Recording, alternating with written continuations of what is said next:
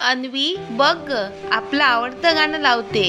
चांदोबा चांदोबा भागलास का, लिंबोणीच्या झाडामागे लपलास का।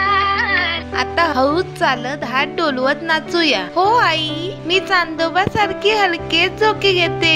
शाब्बास, बघ लय किती हळू आहे, त्यानुसार हालचाली करायच्या। हात वर, पाय पुढे, मग वळा आणि हसा। आई, असं नाचताना मजा येते, माझं शरीर लईवर नाचतय। आता दुसरं गाणं वाजवते। अगोबाई ढगबाई लागली कळ, ढगाला उन्हाची केवढी झळ।